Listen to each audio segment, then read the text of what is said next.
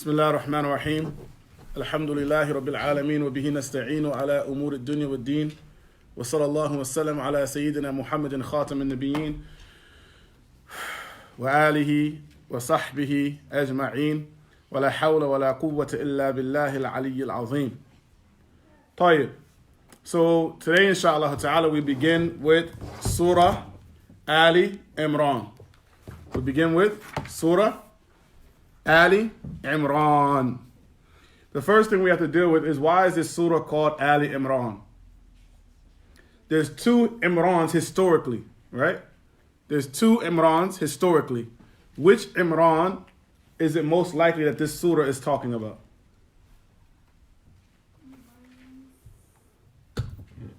There's two Imraans. Who's the two Imraans historically? Who are they? This is the test. It's not a big test, right?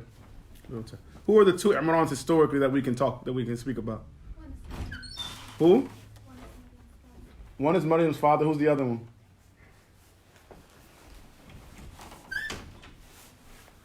The father of Musa and Harun. Musa and Harun's father, his name is Imran also. Musa bin Harun, right?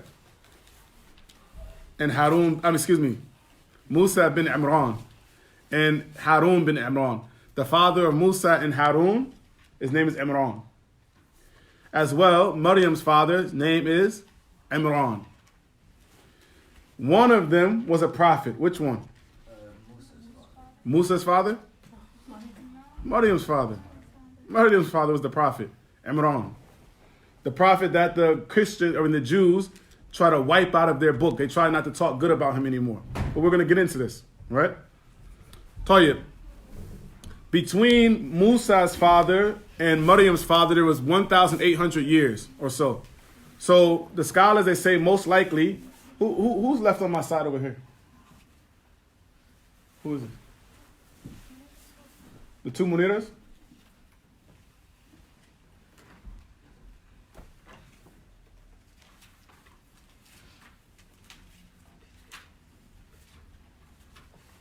Who is this person? Oh, okay. So we have the two Imrans, right? Now, so most likely the scholars, they say that this story, because of, if we say Al-Imraan, right? Al-Imraan, we're speaking about who? The family of Imran. What Imran's family is mostly discussed in this surah? Maryam's. So Al-Imraan will be Maryam and her son. Maryam, her son? Who's Maryam's son?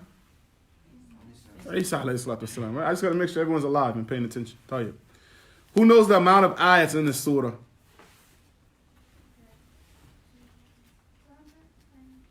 200 even. There's 200 ayats in this surah even, right? This surah is Meccan or Medini. Meccan, is it Mecki or Medini? Which one? Why? What's your proof? Because it's long surah. That's true for the most part. But we need a more solid proof of that. Not just because the longest surahs are predominantly Mecki. But we need another proof. The first 80 some odd ayats in this surah are dealing with what? Okay, tell you. The first 80 some odd ayats in the surah are dealing with the refutation or the response from Allah to Wafd al-Najran. The Christians from Najran. Najran is like in the southern part of Saudi Arabia right now, close to the Yemeni border. So there was a delegation from the people of Najran who came to debate with the Prophet ﷺ about what the Muslims believe in regards to Isa. They wanted to believe that Isa either was the son of Allah, that Isa was either one of three with Allah, right? So they came to debate these things with Allah, with the Prophet ﷺ. So the first 80 some odd ayats of this surah come to negate that and smash their belief, right? Their belief was smashed that this is not true. So this surah definitely is Medini, meaning it's a surah that was revealed in Medina. We clear? What about Al-Baqarah? Mecki or Medini? You sure? Al-Baqarah, Mecki or Medini? Don't look. What do you guys think? Mecki or Medini? Mecki? Good guess. He said Mekki. Tayyib, that's wrong. It's Medini. Right? Why is it Medini? Look at what is being talked about in it. Laws. Right? It's talking about laws, commandments, how to live, right? All those things are things that are talked about in Medini surahs. Yes. What's the difference between Mekki? The Mekki surahs normally focus more on the akhirah, in Tawheed, how to love, what about Allah, talking about Allah. Like if you look at Surah to Juz Amma, all these short, and they have short ayats normally. Mostly the Mekki surahs are short. Why are they short? Because people didn't want to pay attention to the Quran and nobody wanted to hear it. So Allah gives short, powerful ayats. Amma yatasa'alun, right? What are they asking about, right? So this is how it was going with the Mekki surah. The Mekki surahs normally have shorter ayats, powerful, strong to the point, knock you out type of stuff, right? The Medini surahs are being addressed to people who want to listen. So now Allah is telling them how to live, what to do, what not to do. So the Mekki surahs are any surah that was revealed in the time that the Prophet ﷺ was in Mecca, regardless if he was actually in Mecca or not at that time. Right? Meaning, let's say he was traveling somewhere and the ayah was revealed, but this was still the Meccan period. Right? Now, same thing with the Medini surahs. Even if he was in Mecca when that surah was revealed to him, after he migrated to Medina, that's still considered a Medini surah. Does that make sense? Tayyib. This surah, Surah Al-Imraan, I wanted to mention some virtues about this surah before we went forward. This surah, the Prophet ﷺ, he used to say, Iqra'u al-Qur'an, read the Quran in general, right? Wait a second, I have a question. Who started reading the Quran in their language? No, I'm asking you guys, right? Anyone started reading the Quran in their language to understand it? Alhamdulillah. Anyone else? طيب. The Prophet ﷺ said, Iqra'u al-Qur'an, فَإِنَّهُ يَأْتِي يَوْمَ الْقِيَامَةِ شَفِيعًا لِأَصْحَابِهِ. Read the Quran because it will come on Yawm al-Qiyamah as what? As an intercessor, as someone to plead on your behalf. The Quran will come to beg Allah on your behalf. Iqra'u az-Zahrawayn. Read the two like lights. Al-Baqarah wa Surah Al-Imraan. Al-Baqarah and Surah Al-Imraan. فإنهما تأتيان يوم القيامة كأنها غمامتان أو كأنهما غيايتان أو كأنهما فرقان من طير صواف تحاجان عن أصحابهما. اقرأوا سورة البقرة فإن أخذها بركة وتركها حسرة ولا تستطيعها البطلة. The Messenger of Allah ﷺ, he used to say, read the two, out of all the Quran, you should read the Quran. But from amongst every ayat in the surahs in the Quran, he said, read Surah Al-Baqarah and Al-Imraan. Read them a lot. Read Surah Al-Baqarah and Al-Imraan a lot. They will come on Yawm al-Qiyamah like two shades. Or they will come on Yawm al-Qiyamah like two clouds. Or two shades. Or they'll come on Yawm al-Qiyamah like two flocks of birds coming to shade over the person and to argue on your behalf. As well, the Prophet ﷺ said, read Surah Al-Baqarah, because the one who takes it will get barakah, and the one who does not read it will have hasara, like sadness and neglect in their life. And the magicians, those people who want to do evil and magic, they cannot overcome it. They can't overcome it. So if you read Surah Al-Baqarah, those people who are trying to wish evil for you and give you hasad and ayn, they can't overcome Surah Al-Baqarah. Okay? Magicians, yeah. Not just magicians, evil people that have evil in their heart. People see you and they say, man, why is Zubair winning so hard? Man, he's winning. I don't like how he's winning. Mashallah, new glasses, nice stove, handsome. Man, what's up with Zubair, right? And they look at you, they give you the ayn. But Zubair is reading Al-Baqarah always. Alif Lam Mim, Dhalika al-Kitabu la rayba fihi. Can't do nothing to him. He's protected, mashallah.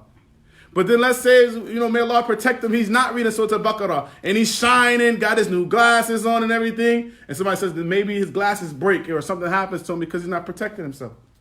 Right? So you got to protect yourself. Wallahi, especially these days, jealousy is at an all high.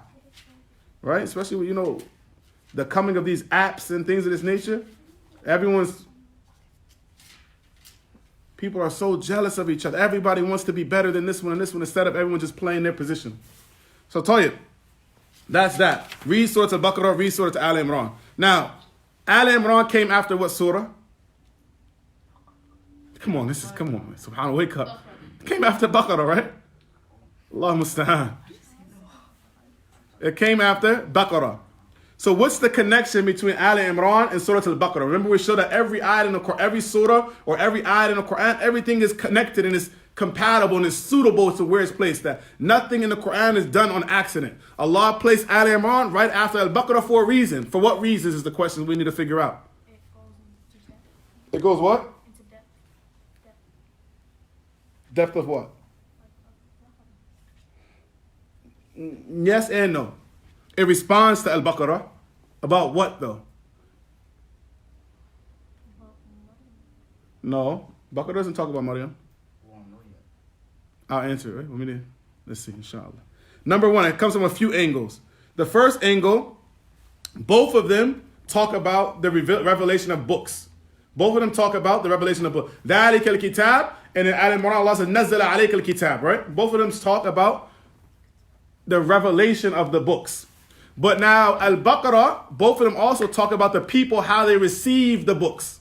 Al-Baqarah talks about the believer, who believes in the book and who receives it with belief and practice, right? It also talks about the kafir, the one who doesn't want to receive the book at all, doesn't want the guidance. And it also talks about Al-Mudabbib, the munafiq, the one who's between the two. He's playing around. He's acting like he's receiving the book, but he really didn't. But in Al-Imraan, it talks about those who receive the book and those who have in their hearts deviation to what the book is really saying. Those who receive the book, but they only follow what they can use for their innovation, for their misguidance from the book. They don't really want the whole book and to follow that which is clear from the book. They want to follow from the book that which is not clear. And that's a very huge topic that we have to understand clearly today, inshallah. Right? Those who try to use ayat from the Quran to justify misguidance, to lead people astray. Those who don't want to follow the clear ayat that say hada wa hada wa hada, they want to follow the things that they could try to find some type of standing ground for their innovation or their misguidance in it. So that's the two. But also it mentions on the opposite side those who say kullu min indi rabbina, those who stand firm with their knowledge and they say all of it is from my Lord. So Al-Baqarah mentions three types. Al-Imraan mentions two groups. What are the three groups we said mentioned Al-Baqarah? The ones that act on it. The ones who accept it and believe in it, right? The believers. The ones that act like that take it, but that actually don't. The munafiqeen, yes. And the one that just doesn't take it. And the ones who don't take it at all. So what's the two groups mentioned in Al-Imraan?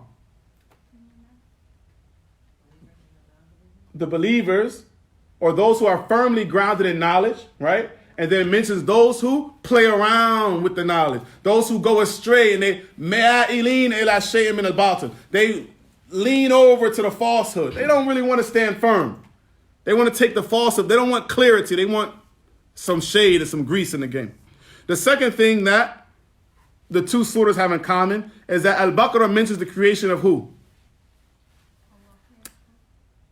The creation of who? Who said? I thought someone said the creation of Allah. It mentions the creation of who? Adam. Al-Baqarah mentions the creation of Adam. Who does Al-Imraan mention the creation of? Of Isa, right? Both of their creations were miracles. And Allah is going to show how each one, Allah showed in Al-Baqarah how Adam's creation was a miracle in one way and how Isa's creation is another miracle in another way. As well, both of them mention arguments, the debates, the proofs against two groups of disbelievers. Al-Baqarah mentions most of this argument is against who? Most of the argument in Al-Baqarah is against who? Most of the argument, most of the proofs used in Al-Baqarah is against who? Who? No. Think about Al-Baqarah. Who's Al-Baqarah talking to most of the time? Ben Israel. Yeah, the Jews. It's talking to the Jews. And only a little bit is it talking to the Christians. Right? But on the opposite side, Al-Imraan is talking mostly to who? To the Christians. And only a little bit to the Jews. Do we see the difference? The connection? As well, the dua in Surah Al-Baqarah, it ends. Both of these surahs end with dua, right? Right? Both of them end with dua. But the dua in Surah Al-Baqarah ends with asking Allah to protect them against the kuffar, to protect them and make the deen easy for them to be able to practice, right? That's the type of dua that comes when a person's in the beginning of their application. Like Al-Baqarah is coming to say, oh Allah, help us to practice His deen. Oh Allah, protect us from the kuffar. Al-Imraan is coming to say, oh Allah, keep us firm upon this deen after, right? Al-Imraan is coming to talk about what? Oh Allah, not keep us firm. Oh Allah, accept us practicing of this deen. We already did it. We're struggling. But now accept it from us. You see the difference? Baqarah, asking Allah to protect you and to make the deen easy for you. Al-Imraan is asking Allah to accept what you've done in the deen. Does that make sense? Yes or no? Yes. Tell you, inshallah. So now let's start the surah. Bismillahir Rahmanir Rahim. Alif Lam Mim. The ulama, they differ in regards to the meaning of this word, alif, and these words, alif, lam, mim. The scholars, they say that in these meanings, these huruf al-muqatta'at, in the beginning of the surah, such as Al-Sha'bi, Sufyan al-Thawri, and al-Jama'a min al-Muhaddithin, they say that these are the secret of Allah in the Quran. They're the secret of Allah in the Quran. And every book that Allah has revealed, He places some secrets in there for Himself. Some secrets in there. He doesn't tell anybody what they mean. So this in the Quran is the secret of Allah. Alif, Lam, Mim is the secret of Allah in the Quran. The meaning of it, we say Allah knows best. We don't know a clear meaning of it. There's no clear meaning of it. But what we do know is from the scholars, they say about it is that it's a challenge as well. A challenge to the disbelievers because Allah is using their language. And if they cannot put together the likes of the Quran when it's in their language, then it must be from who? Allah. Must be from Allah. All right? That makes sense? Now this surah, Al-Imraan, as we said, this was in regards to the first 80 some odd ayats in this surah was sent down to be a refutation or a response to the questions and the beliefs of who? What group of people? Who? The Christians.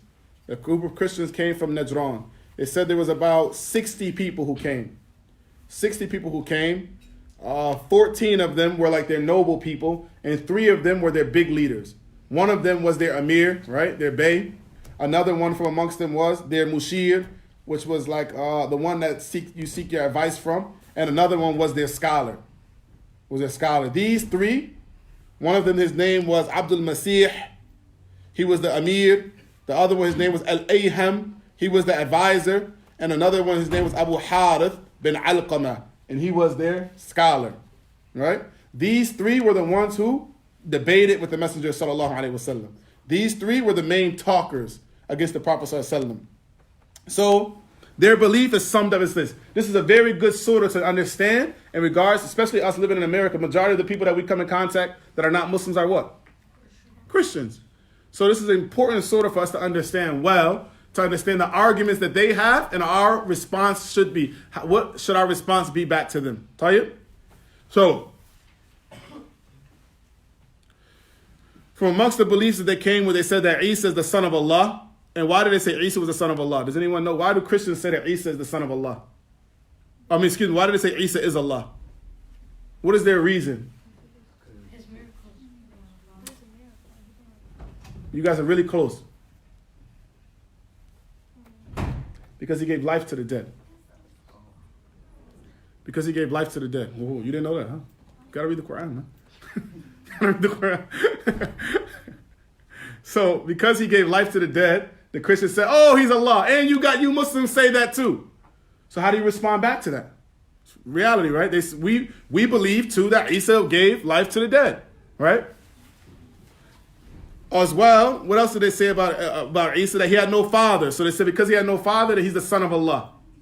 How do we respond back to that? As well, they said about Isa that He is the third of the 3. And that's because Allah says in the Quran, فَعَلْنَا وَقُلْنَا. Allah says in the Quran, we did or we said. So they said that, the noon is jama' for 2 or more, 3 or more. Right? So they said for 2 or more. So they said this has to mean that Isa is the third one out of that group. Right? And Allah deals with all of this. Allah responds back to all of this to show why none of this makes any sense. Okay?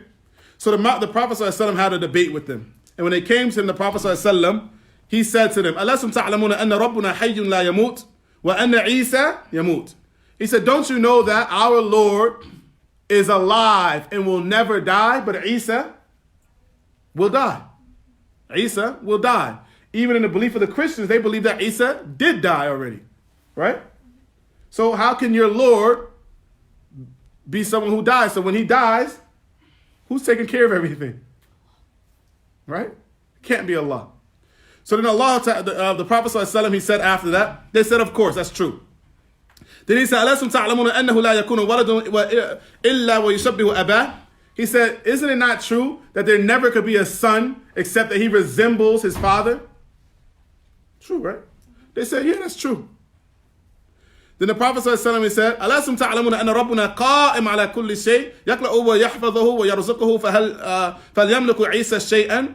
The Prophet ﷺ said, don't you know that our Lord is qa'im? He's the one that's taking care of everything. Everything returns back to him. He preserves it and he provides for it. Does Isa take care? Does Isa own anything? I said, no. Right? Does anything own anything? Is Isa able to do anything from that? They said no. Then he said, do you not know that Allah, nothing is hidden from Allah in the heavens or the earth? But does Isa know anything from amongst that except that which he is taught? And they said, no. Then he said, do you not know that our Lord does not eat or drink? He doesn't eat food, nor does he drink drinks, and he doesn't have to use the bathroom. But Isa eats food, drinks drinks, and he has to use the bathroom. They said, of course. So the Messenger of Allah, ﷺ, he said, so how can you claim that Isa is the Son of God? Or Isa is any of that stuff that you claim? How can you claim any of that? So once they knew the truth, what did they do? Did they become Muslims? They rejected the truth even though they knew it. They acknowledged and they said that's the truth, but instead of accepting it as being the truth, they became obstinate. Right? They said, I'm not going to accept it. So then Allah subhanahu wa ta'ala sent down these first 80 some odd verses of Surah Al-Imraan. Do we understand the background of what happened? Yes or no? Tell you.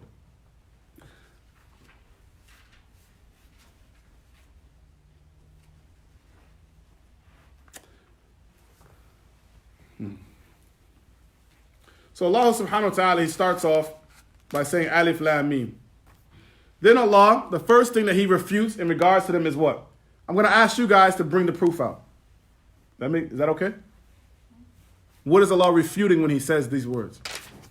See how you got to start thinking.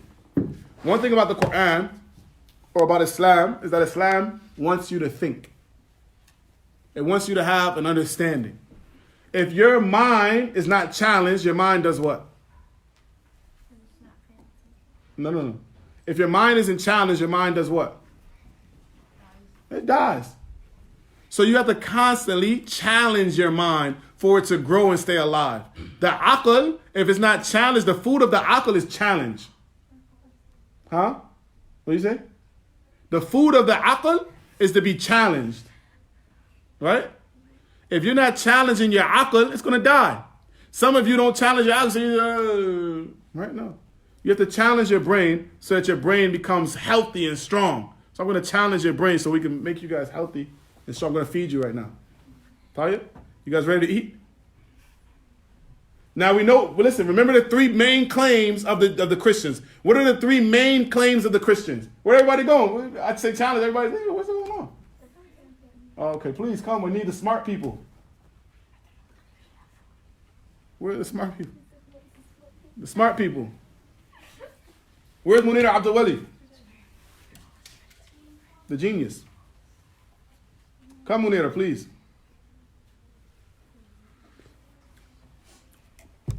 Tayyib. What are the three main claims of the Christians? He's one of the three. He's one of the three. He's Allah. He's Allah himself. And he's the son of Allah. And he's the son of Allah. Tayyib? We see those three, so all three of these are going to be refuted here. Are we okay with that? Tayyib. So Alif Lam Mim. Allah starts off, Allahu la ilaha illahu. What is that refuting? There's one. Huh? That is one of the three. What did he say? That Allah is not one of, there's no three. So Isa is not one of the three, there is no three. Allahu la ilaha illahu. Allah, there is no God except for him. One God. Right? Does that make sense? So Allah starts the surah off automatically by talking about what? Tawheed. Tawheed is what? Allah is one. That's what Tawheed means. Allah is what? Not two, not three, not four. Allah is one. So when you read that, you open up this surah. When you're thinking of, I want you guys to start thinking like Mufassirin. When you open up this surah and you read it, you see Alif Lam Mim. And you remember to say, oh, this is Al-Imraan. This was all sent down to refute what? The Christians. Allah says, Allahu la ilaha illahu. You say, oh, okay. There is no three with Allah. Allah is the only one. He is the only ilah. Does that make sense? Al-Hayyul Qayyum. What is that? Now, Al-Hayy, the meaning of the word Al-Hayy is the one who lives without any beginning, complete living, and he lives without any ending. Al-Qayyum is the one who doesn't need or want anyone. He's the one who takes care of himself and takes care of everything else. So Allah says, Al-Hayyul Qayyum. What does that mean? Isa is not Allah. No. God can't die. Huh?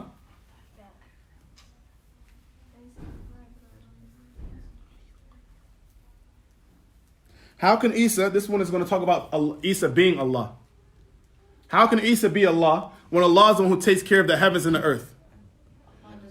And he doesn't need anyone. No, pay attention. Allah doesn't need anyone. How can Isa be Allah when Isa was brought into existence so many years after the heavens and the earth were created? So where was Isa when it was being taken care of before that? Allah is Al-Hayy, he's the one who's living and never dies, and he's Al-Qayyum, the one who takes care of everything. So where was Isa? How can Isa be Allah? Can't be Allah. Does that make sense? Allah is the one that takes care of everything.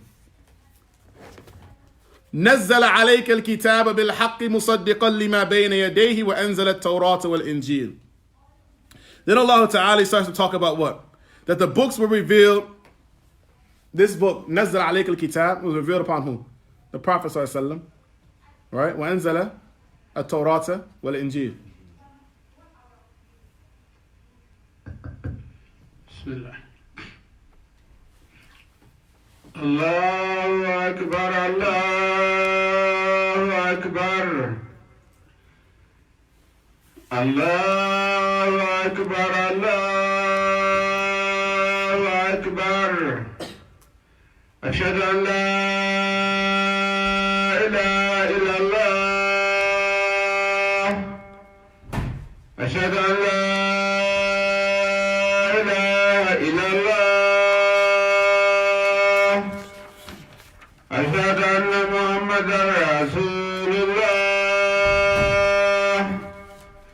أشهد أن محمدا رسول الله حي على الصلاة حي على الصلاة حي على الفلاح حي على الفلاح الله أكبر الله أكبر لا إله إلا الله. Tayyib. So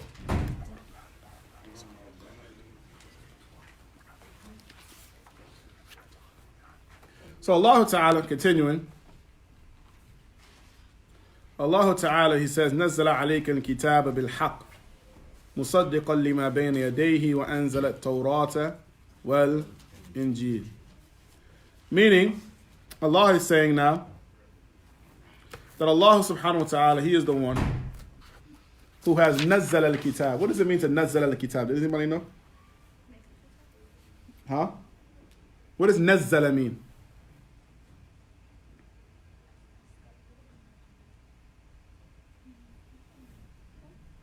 Okay, let's look at it this way.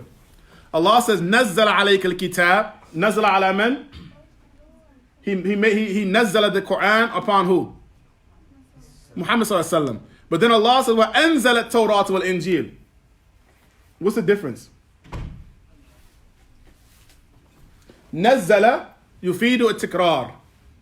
Nazzala, it shows that the Quran was being sent down, not just at one time. How long did it take for the Quran to be sent down? 23 years. So it was coming as with situations demanded for it to come down. The Quran would come down to fulfill what was needed at that time, to soothe the prophet, to give advice, to tell, right? But every other book was sent down at one shot. This is the honor about the Quran. Allah sent the Quran down, all in different stages. But every other book was sent down all at one time. As well, Allah subhanahu wa ta'ala says, nazzala alayka al-kitab. And ala here, it means that it shows that the Quran, the superiority of the Prophet sallallahu alaihi wasallam being chosen to be given this noble book. The Allah said, nazzala alayka, upon you. Right? Anything that comes from on top of you, what is it normally? Honorable, right? That's why your head is the most honorable part of your body. If you go to somebody's house and you put your feet on their table, they say, get your feet off my table, right? Disrespecting my house. But if you put your head down on the table, is anybody going to say, get your head off my table? The head is honorable. It's the highest part of you, the lowest part of you. So, Allah says, nazzala alayka al-kitab bil-haq. Bil-haq meaning what? What's the truth? What's true about it?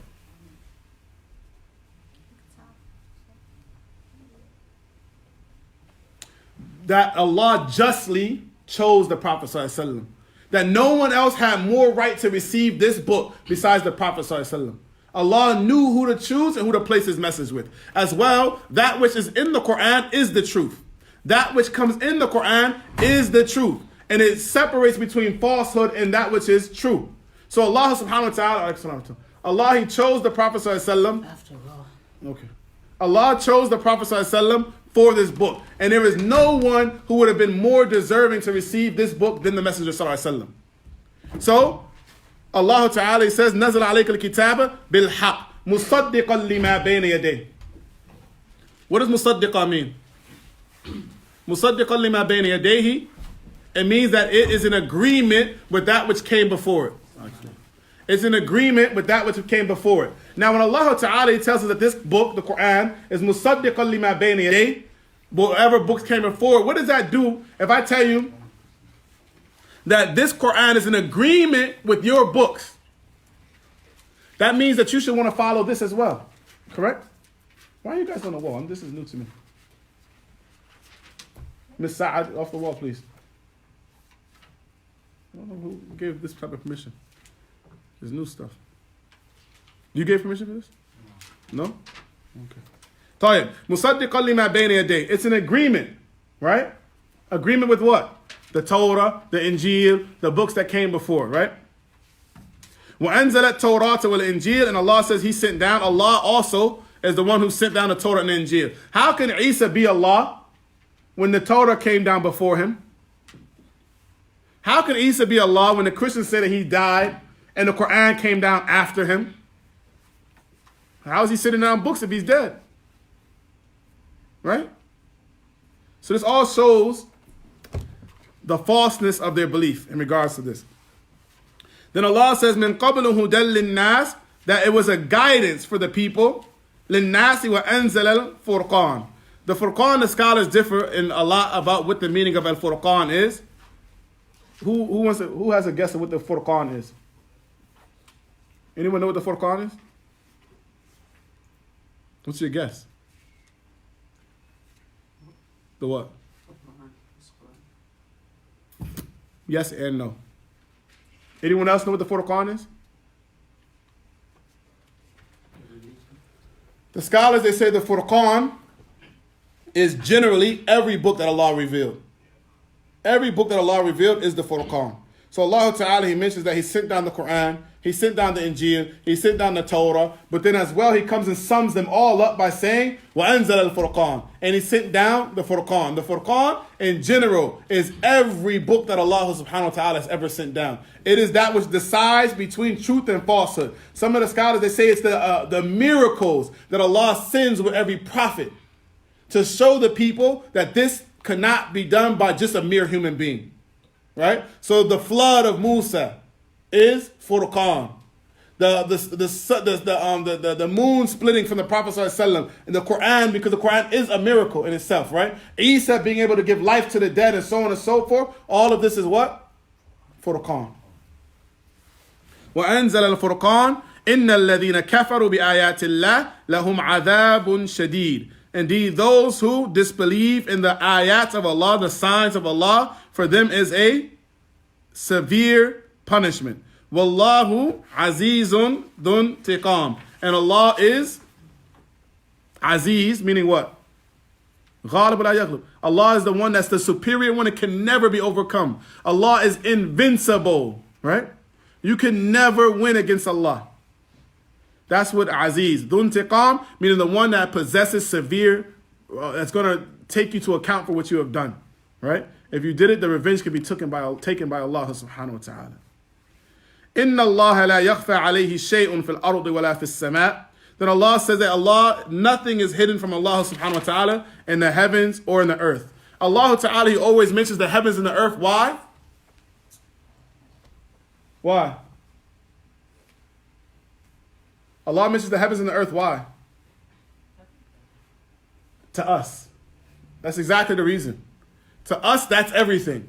Right? When you say the heavens and earth to us, that's what we understand to be everything. In our limited knowledge, we think of the heavens and the earth to be everything. You say, oh, everything in the heavens and earth. That's a statement that means everything is included. Correct? We don't imagine anything besides the heavens and earth, outer space and the earth, right? That's our limited knowledge. So Allah is telling us, and that which what we know, not what He knows, but what we know and what we can think about. You say, Allah, Inna Allah la yakhfa alayhi shay'un fil ardi wa la fis sama'. Nothing is hidden from Allah in the heavens or the earth. As Allah says, يَعْلَمُ مَا خَائِنَةُ الْأَعْيُنُ وَمَا تُخْفِي الصُّدُورُ. Allah says He knows what the eyes, the cheating of the eyes, right? يَعْلَمُ خَائِنَةُ الْأَعْيُنُ وَمَا تُخْفِي الصُّدُورُ. And what the hearts conceal, right? What the hearts conceal, Allah knows it all. Now, this is a refutation about Isa again. How?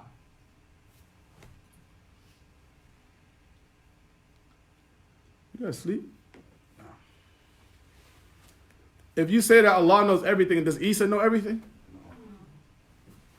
So Allah is, again, how can Isa be Allah when He doesn't know everything? He only knows what Allah has taught Him. He only knows what Allah has taught Him.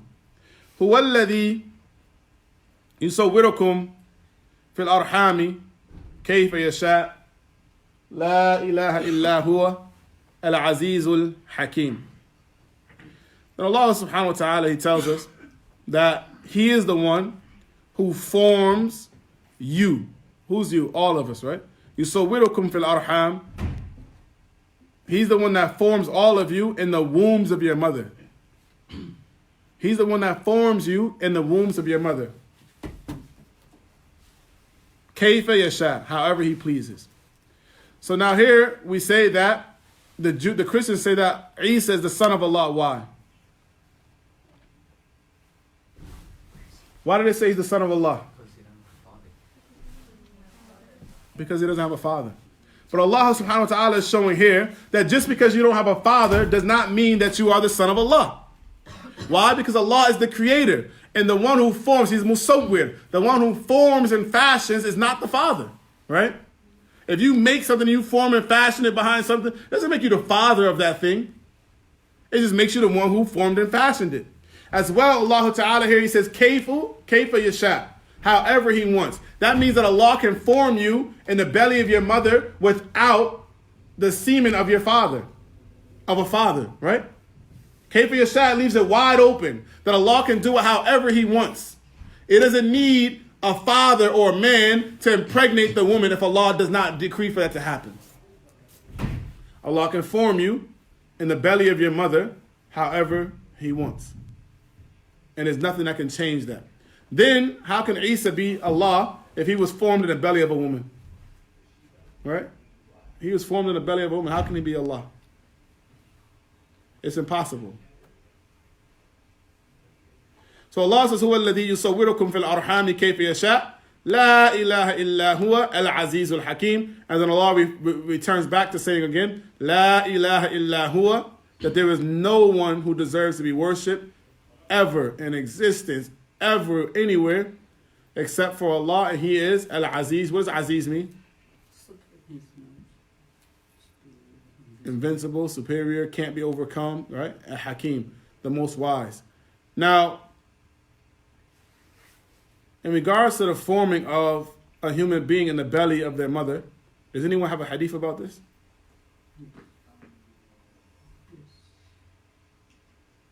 Does anybody have a hadith about this? I'll give you a hint. I'll tell you who the narrator is. Abdullah bin Mas'ud. Well, who was Sadiq al-Mas'ud? No, that's not how it goes, but he says that in the narration. حدثنا رسول الله صلى الله. What? Go ahead. You have one for me? You have a hadith for me?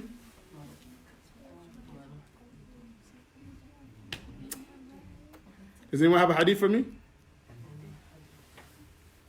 Abdullah ibn Mas'ud, I'll tell you a word, I'll start it off for you. Abdullah ibn Mas'ud, he said, حدثنا رسول الله صلى الله عليه وسلم هو الصادق المصدوق إن أحدكم يجمع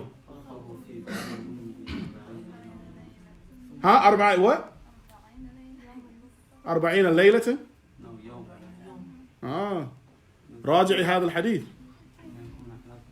Come on, tell me the hadith. Tell me the hadith. Go ahead, say it louder. إن أحدكم يجمع إن أحدكم يجمع خلقه في بطن أمه 40 يوما ثم يكون علقة مثل ذلك ثم يكون مضغة مثل ذلك ثم يرسل إليه الملك فينفخ فيه الروح ويؤمر ب4 كلمات بكتب رزقه وأجله وعمله وشقي أو سعيد والله الذي لا إله غيره إن أحدكم والله الذي لا إله غيره إن أحدكم والله الذي لا إله غيره إن أحدكم يعمل بعمل أهل الجنة حتى ما يكون بينه وبينها إلا ذراع فيسبق عليه النار فيسبق عليه الكتاب فيعمل بعمل أهل النار فيدخلها وإن أحدكم لا يعمل بعمل أهل النار حتى ما يكون بينه وبينها إلا ذراع فيسبق عليه الكتاب فيعمل بعمل أهل الجنة فيدخلها. Anyone else? Anyone else can tell me this whole hadith? I might have a prize for you if I feel like it. You got to review. This is the importance of reviewing. You never know when you're going to need your knowledge. So we say, what's a proof that you're formed in the belly of your mother? You should be able to tell me a hadith, right? That you learned this hadith, right? Also, we learn from this hadith as another narration that says, يُكْتَبُ رِزْقُهُ وَأَجْلُهُ وَعَمَلُهُ وَشَقِيٌّ وَسَعِيدٌ. Another narration, a variation of the hadith. Right? What do we learn from here? That you're created in the belly of your mother. In the belly of your mother, your rizq is already written for you.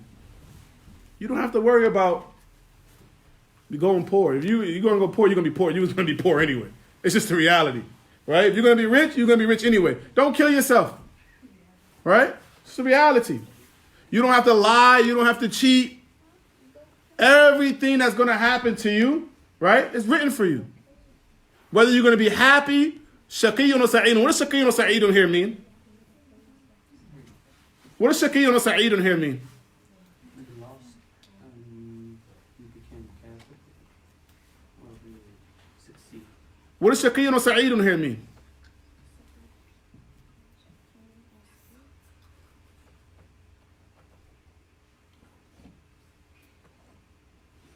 Anybody? And another narration of the hadith on authority of Anas ibn Malik, rahimahullah ta'ala, he said, the Messenger of Allah, sallallahu alayhi wa sallam, he said, وَكَلَ اللَّهُ بِرَحِمْ مَلَكًا. Allah ta'ala will put over the belly of a woman an angel, will entrust the belly of the woman, will put him in charge over that, right? فَيَقُولُ أَيُّ رَبٍّ نُطْفَةً. That, this is going to be a nutfa. We know the nutfa is like, not the blood clot. It's the nutfa is the semen from the father and the mother mixed together, right? Then it's like this. Then alaykum salam wa rahmatullahi wa barakatuh. Then it will become an alaqa. That's the blood clot, right? Then it becomes like a little. Look where we all come from. You tough guy, you wise Alec, right? You smart, arrogant person, right? We all come from a little something that, like Allah, the Prophet, something that no one cares about in reality, We come from this. Then we come a little blood clot that, subhanAllah, may Allah protect it. If the woman, sometimes the woman doesn't even know that she miscarried. That's how unimportant that blood clot is in a woman, right? She doesn't even know. Like, maybe I don't know. I wasn't even pregnant. And she was pregnant. You're a little blood clot. We come from this. Then you become a little chewed up, looking like have you ever seen this mudgha? You know what a mudgha is? In Arabic, what a mudgha is? No, mudgha is like when you eat your meat, when you eat the food and it's chewed up. Right? And you got some goat and you chew on the goat and it looks all chewed up. It doesn't even look good. Like, can you give that to somebody that eats air? Take this. Would you eat this? Somebody takes a mudgha, they eat the meat and they here, eat it, Hamdi. You're going to look at it and say, ew. That's exactly what you're going to say, right? That's what you come from. That was you. You want to see your baby pictures? That's what your baby pictures, right? You say, oh, I was a cute baby. No, you wasn't. He was a mudgha, right? It's a reality. Where do we all come from? That's what we come from. So we got to humble ourselves, right? I was a mudgha at one time. Then after that, Allah says, if Allah decides to make you if Allah, after you're at this mudgha time, if Allah decides to create you, to make you a living human being, right? If Allah decides to make you a living human being, might not even decide, go somewhere, right? The angel says, oh my Lord, shall it be a male or a female?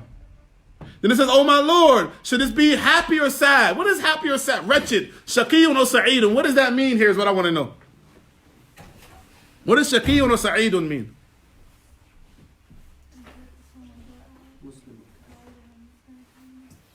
It's not just a Muslim or a kafir. We're not getting there completely. May it be a pleasant person or a displeasant person, a person that will be pleasing to the Lord or not pleasing to the Lord? We're missing all of that is sort of true, but there's a final result that we're supposed to think about. We're thinking about everything that everyone is answering about is here in the dunya. Muslim kafir is hukm for dunya. Oh, will it be the individual that go to the Jannah or go to Jahannam? Will it be a person of Jannah or Jahannam? Not happiness in this dunya, because happiness in this dunya really doesn't matter. Yes, you want to be happy, but that's not the end all be all. The real happiness, the real sa'id is the person who will what? Enter into Jannah. And the real shaqi is not the one who's poor and doesn't have anything in his dunya, but the real shaqi is the one who what? Enters the fire. Even for a second.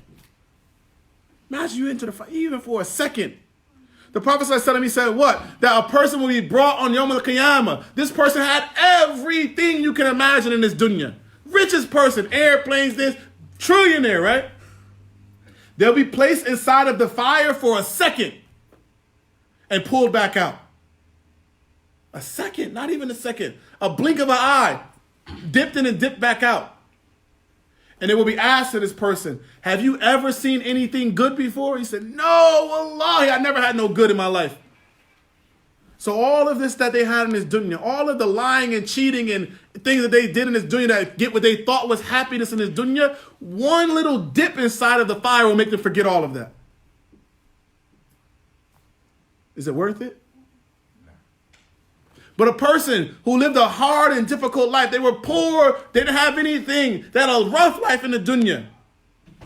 They'll be dipped inside of Jannah for a second.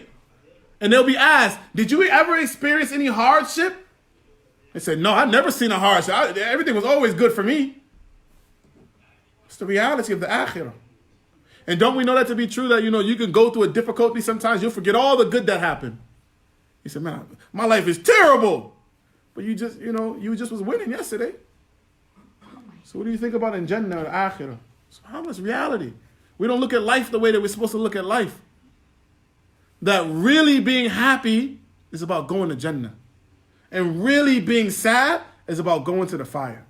That's why the Prophet ﷺ said in the hadith, right? And this is a warning to us, that indeed one of in ahadakum la ya'malu amali ahli al-jannah hatta ma baynahu dhira'un. Until there's only an arm. You know what a dhira' is? Who knows what a dhira' is? Just your arm length. That, imagine being, you're trying to reach Jannah. It's this far, right by the door. You're almost there. فَيَسْبِقُ عَلَيْهِ الْكِتَابِ. Then what's written for you overcomes you. فَيَعْمَلُ بِعَمَلِ أَهْلِ النَّارِ فَيَدْخُلُهَا.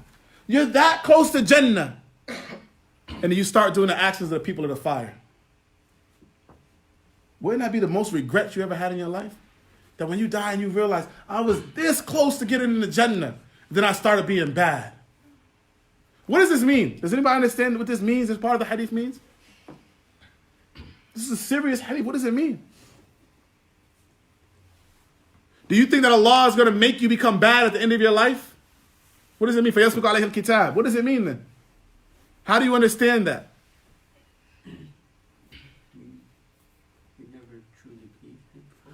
It's not always about never truly believing. It's about the fact that sometimes, the Allaamah, they explain it to be a few ways. That sometimes people have sins, right? Two ways to understand this. One way to understand is the clearest way, is that this person only, as another narration of the hadith, it comes فِيمَا يَبْدُو لِلنَّاسِ. And another narration of the hadith, it comes where the Prophet says, يَعْمَلْ أَهْلِ الْجَنَّةِ فِيمَا يَبْدُو لِلنَّاسِ. And what the people saw. So when the people see you, they say, oh, mashallah, Shaykh, mutawwi', you know, he's mashallah. And then what Allah knows about you in reality is that you're evil. That you think evil, you do evil, you hide, but the people don't see it. What explains this hadith is the hadith that comes longer than it in Sahih Muslim. Where the Prophet ﷺ, they were on the battlefield. Does anyone know the story behind this hadith? That the people were on a battlefield. They were fighting a war, and the people saw one person, and they said, oh man, that guy is getting busy. Look at him. Mashallah. Look at that guy. He's, mashallah. So the Prophet said, he's from the people of the fire. They said, what? How can he be from the people of the fire? Look at him. He's killing the kuffar. He's fighting and getting busy. And then the Prophet he said, no.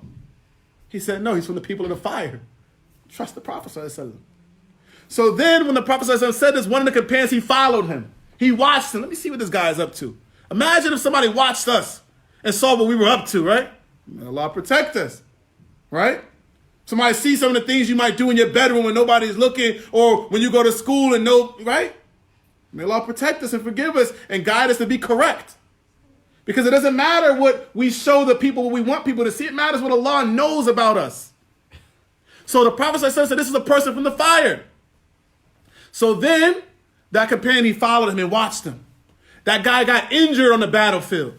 He caught an injury. He couldn't be patient with the injury. He was like, I can't deal. He was in pain. He put his sword in the ground and fell on his sword and killed himself. So the companions, they came back to the Prophet ﷺ and they told him, Ya Rasulullah, we saw him. And then the Prophet ﷺ said this hadith like this. That a person will do the actions of the people of Jannah. فِيمَا يَبْدُو لِلنَّاسِ. And that which looks like to the people. But in reality, they're from the people of the fire. Then on the other hand, there might be some people who do the actions of the people of the fire. And in regards to what you think, it's apparent to you, but they're from the people of Jannah. What matters is what we show Allah about us. What we show Allah about us. Being sincere, showing Allah that I want to be a Muslim all the time. I'm going to do my best to be a Muslim. Right? I'm going to do my best all the time to be a Muslim. Because Allah knows our reality. Just like Allah knew that that man was fighting on the battlefield looking real brave. And then he didn't. Another example of this narration, another meaning of this narration, even though that's the best meaning of it. That's the best meaning of it. Another way that the scholars take this narration is that sometimes a person has some doubt in their heart that they never fully get rid of. Right? Especially look at our times today. We live in times today where there's so many shubuhat. Right? Who created you? Who did this? Is gay people, were you born gay? Were you, right? All these type of stupid, foolish doubts, right? But if you listen to it, and you let it get into your ear, guess what happens? It starts to set in your heart. That's why Ibn al-Qayyim, he said the heart is like a sponge. You can't let it just drink everything. You know, if there's some dirty water down and you put a sponge down, the sponge is not going to take the good water and not the bad one. It's going to take everything. That's why it's so important. That's why we say, don't listen to the kuffar. Don't listen to the people of bid'ah. Don't listen to the evil people. Why? Because your heart will drink everything. Your heart will drink everything. You have to protect your heart from drinking that which is not good to be drinking. Stay away from it. Don't put yourself in that situation and say, I can handle it. A person will end up having some doubts in their heart. Or they'll have some sins that they've been hiding and they've been making, not just a sin that they do 1 or 2 times, but they always do this sin. Israr. They're persistent upon this sin. People might not know it. But then when it's time for them to get close to dying, they're close to dying, that sin overtakes them, and that's all they do. And they die in a state where that sin overtook them. And then they become the people of the fire. So that tells us, the reminder from this hadith is 2 things. 1, be sincere to Allah now. Don't fake it. Be real. Don't be, don't show people something and show Allah something different. That's 1. And 2, clean your act up now. Don't wait till when I become older, when I make hajj, when I make umrah, when I get married. Clean up your act now. Right? Clean it up. Don't wait too long. So that you wait till you say, oh, subhanAllah, some people don't make it to be, rahimahumullah. Remember the 2 brothers that died in a car accident, right? May Allah have mercy on them. That could have been any of us. You're not guaranteed to reach 15 years old. You're not guaranteed to reach 20 years old. You're not guaranteed to get married. You're not guaranteed to make hajj. Clean your act up now. Be happy for the sake of Allah now. It's not guaranteed for you to see another day. So, also going back, where Allah Ta'ala says, هُوَ الَّذِي يُصَوِّرُكُمْ فِي الْأَرْحَامِ كَيْفَ يَشَاءُ. What is the arham? Anyone know what a rahim is? Anybody know? What is the arham? Huh? What is the arham? Where the baby grows, right? The womb. The womb is dark. فِي ظُلُمَاتٍ ثَلَاثٍ. It's dark. Can you see the baby in somebody's stomach? We just like look at it. You say, oh, that's a nice, pretty baby. MashaAllah. No, you don't know none of that. You can't see any of that. But Allah, in that darkness, Allah is forming and shaping that baby how He wants. Making that baby to be healthy, strong, all of its limbs to be together, whatever it might be. Allah is the one that's doing all of that. In darkness. So Allah is the one who can see Eve and form and take care of that baby in the womb of his mother. Then for sure He takes care of us. Isa can't do any of that. Alayhi salatu wassalam. Isa alayhi salatu wassalam cannot do any of that. And that's again the sign of Allah being Al-Ilah. Him being the true one who deserves to be worshipped. No one deserves to be worshipped except for Allah. As a side note, since we're saying the name of Allah, somebody tell me what the name of Allah means. These questions come up at any time. Allah is the greatest. Do you hear me say this before? No, right? That's not an explanation that we are accepting here. We're tulab al-ilm. I want to answer from The one who possesses the quality of the divinity. MashaAllah, Allahu Akbar. That's the type of answer I want. The one who what? Possesses the quality. Are you reading a note or is it coming from your memory? MashaAllah, still, that's the right answer. The one who possesses the qualities of divinity. What else? And because of that, what? He deserves to be worshipped. Because of that, He deserves to be worshipped. Tell me some of His qualities of divinity.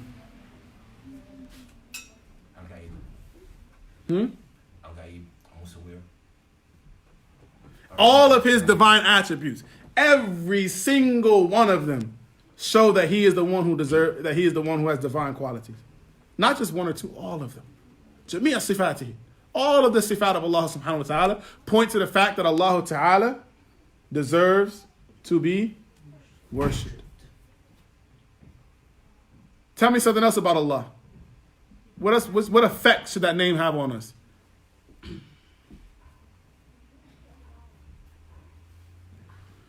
What effect should that name have on us?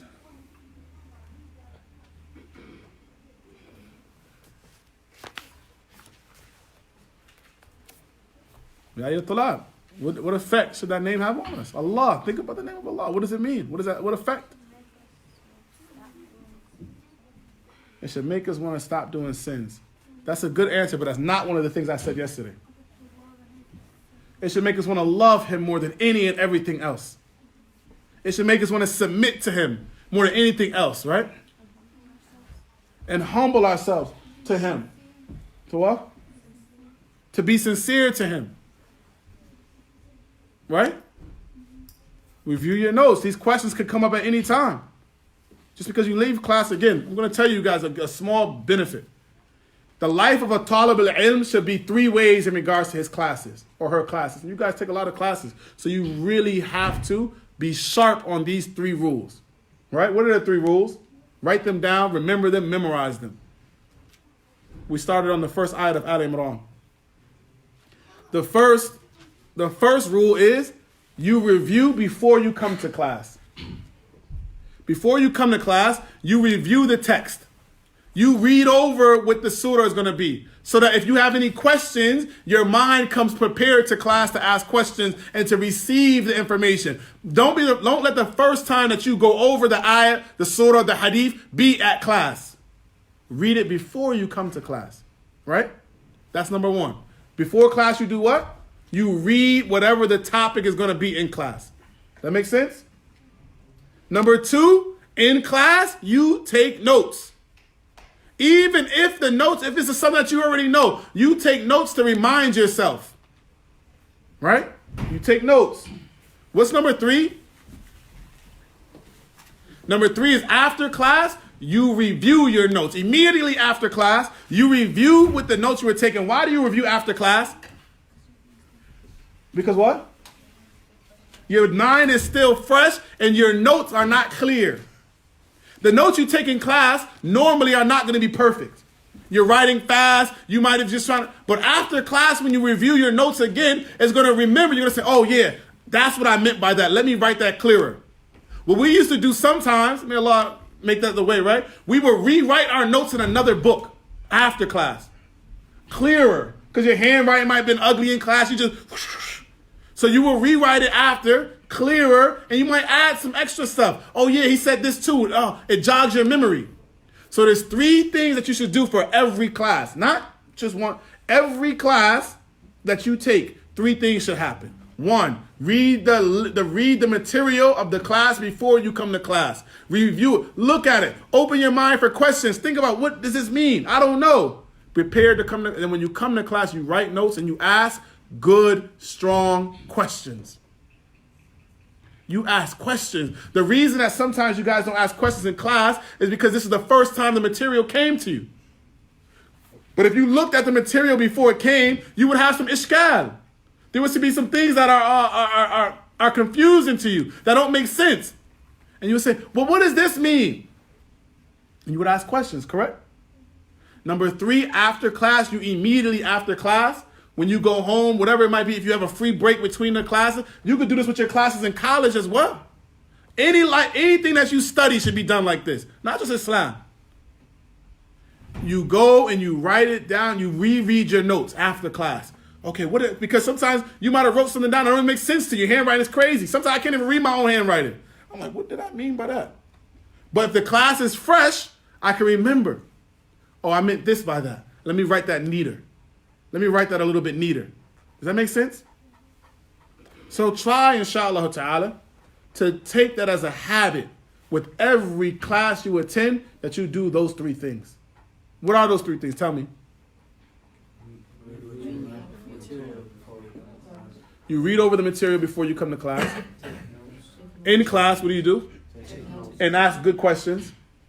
Good questions. Questions that have to deal with the subject. Questions, the benefit of questions is that, like we say to our Allaamah, we say, you say to them, zidni, right? Increase me. A question is that which is going to bring you increase in the knowledge that you're getting. Some of you don't want more increase. You say, no, just that was enough. Woo, we made it out safe, right? But you should want to increase. You should want more. You want to drain the teacher. You want the teacher to give you what he has to give you on that topic that will benefit you. Right? Then the third thing is what? Review your notes immediately. After class. Don't wait for the next class to review them again. You have to review them after class that day, sometime that day. Either right after or when you get home. Does that make sense? طيب هذا وصلى الله عليه وسلم سبحانك اللهم وبحمدك أشهد أن لا إله إلا أنت أستغفرك وأتوب إليك